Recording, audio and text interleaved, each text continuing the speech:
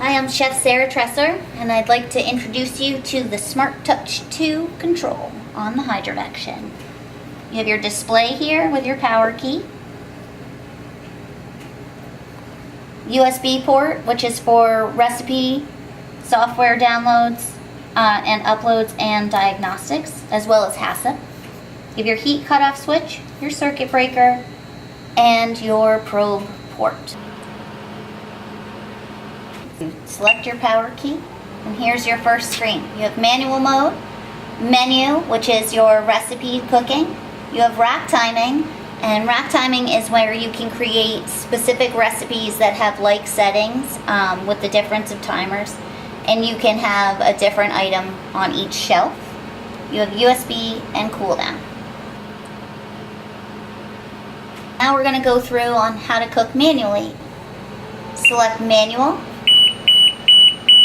You'll have your humidity bar up top, 5% increments using the slider. Press and hold to do specific increments in one. You have your temperature. You have your timer, hours and minutes, or minutes and seconds. You also have 4 fan speeds. And now you can press this arrow key to see your flyout menu. You have your core probe. You have add a minute, which adds a minute every time you touch it. Hydro burst, which is your timed increment of humidity. Vent key, open or closed.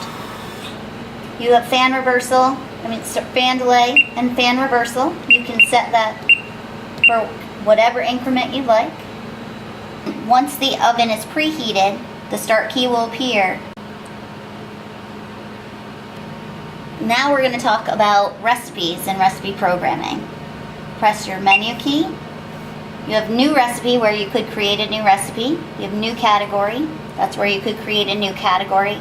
And you have favorites. And favorites is anything that you've created, any recipe that you've created that you've marked as a favorite goes into this folder for quick retrieval of your products. But right now we're going to talk about creating a recipe. So you have text. You can name it. Hit the disk. We've named our new recipe. Now we can add a picture to it. You have a selection of pictures preloaded. And then you can also add your own. And you can add it to a category. You can choose one that's existing. Add that to pasta. Select done. This is where you could mark it as a favorite. And now we can build our recipe itself. Temperature. Time by pressing the timer up above. Fan speed. You have fan reversal. And you have fan delay, and that is pauses the fan for a timed amount of time. And then you have humidity. Your vent and your probe. And then probe. If you were using a probe, you don't need to use the timer. Now the hold key pops up, highlight it if you'd like to do a cook and hold, and then you can save it.